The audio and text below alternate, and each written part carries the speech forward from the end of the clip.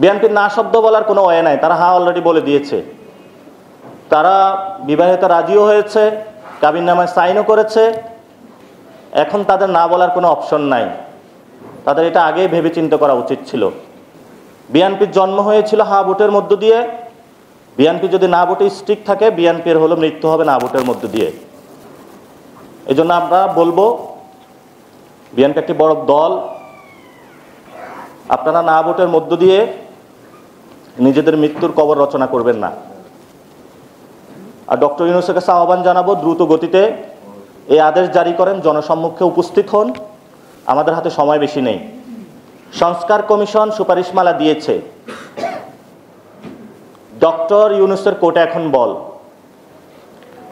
উনি যেহেতু আন্তর্জাতিক খেলোয়াড়, ওই বলা হয়ে থাকে যে বিদেশি প্লেয়াররা বাংলাদেশের মাঠে খেলতে আসলে একটু পিছলায়া যায়, কারণ বাংলাদেশের মাঠটা অনেক বেশি পিছলা।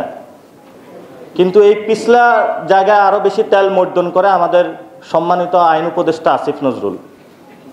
উনি পলিটিশিয়ানদেরকে শুধু পিছলা খাওয়াইতে চান। তো এই যে ড্রাফটটা হয়েছে, ড্রাফটটা জাতির সামনে উন্মুক্ত করতে হবে, কারণ আসিফ নজরুলের উপর আমাদের সেই আস্থাটা নেই। এই ড্রাফট সুপারিশমালা যখন উনি করবেন, উন্মোচিত না করে উনি সেখানে একটা অসৎ উদ্দেশ্যের আশ্রয় নিতে পারেন। সেই জন্য আমরা বলছি, আগে এটা আপনাকে পাবলিশ করতে হবে। পাবলিশ করলে যদি দেখি সুপারিশমালা অনুযায়ী ঠিক আছে, আমরা সাইন করে দিব।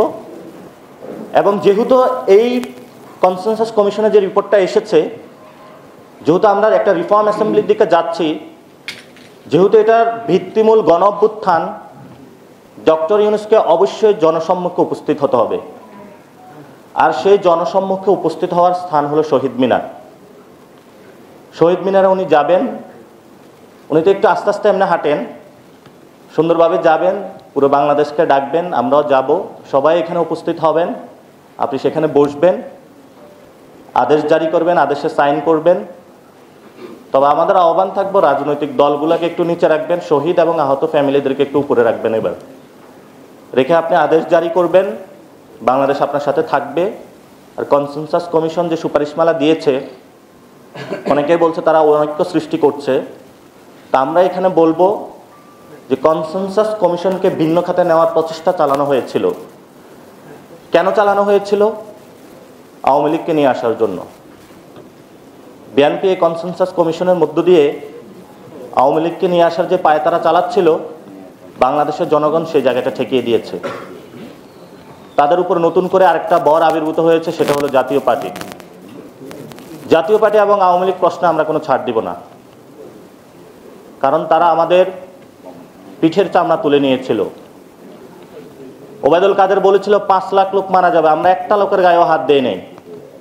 আমরা এখনো ধৈর্য ধারণ করতেছি, কিন্তু যদি বাধা দিতে আসেন, সেখানে কিন্তু চরম বাধা আমরা গড়ে তুলব।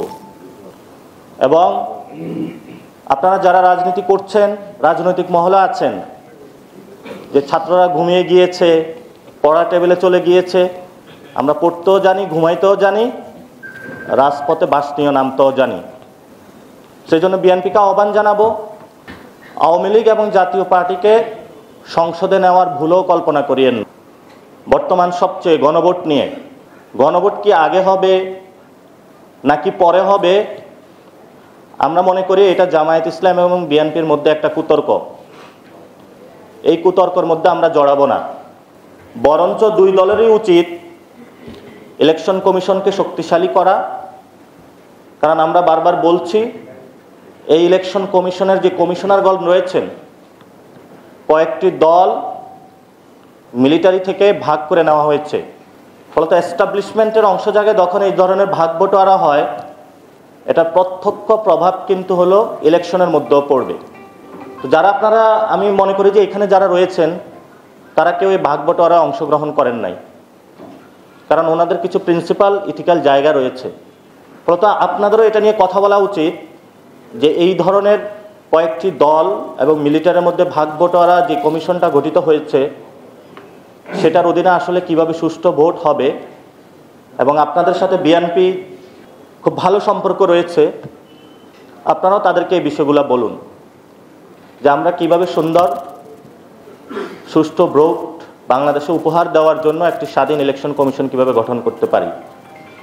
আমরা জাতীয় নাগরিক পার্টির পক্ষ থেকে জামায়াত এবং বিএনপির এই যে গণভোট আগে পরে এই যে কুতর্ক আছে, আমরা সেই কুতর্কে জড়াবো না, কারণ আমাদের সামনে অনেকগুলো কাজ রয়েছে, আমরা সেই কাজগুলোতে ফোকাসড হয়ে আছি।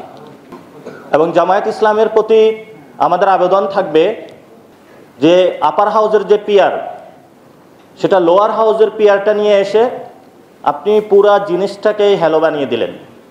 সো আপনাদের কিছু কিছু ক্ষেত্রে জাতির সামনে মুখে একটা অন্তরে একটা এই ধরনের যে আচার ব্যবহার রয়েছে, এটা স্পষ্টত হচ্ছে। গণভোট প্রশ্নেও জামাত পরবর্তীতে হয়তো বা বিএনপির সাথে ঐক্যবদ্ধ হয়ে যাবে যে ঠিক আছে তাহলে ইলেকশনের দিনে গণভোট করি। তো এখন বিএনপি গতকাল অনলাইনে জারি করেছে না শব্দ। বিএনপির না শব্দ বলার কোনো ওয়ে নাই, তারা হ্যাঁ অলরেডি বলে দিয়েছে। তারা বিবাহিত রাজিও হয়েছে, কাবিননামায় সাইনও করেছে। এখন তাদের না বলার কোনো অপশন নাই।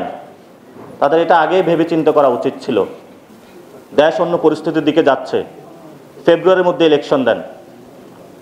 আপনি যদি ফেব্রুয়ারির মধ্যে ইলেকশন না দিতে পারেন, তাহলে পরবর্তীতে যদি কোনো গৃহযুদ্ধের পরিস্থিতি হয়, সে দায়িত্ব আপনার কাঁধে বর্তাবে।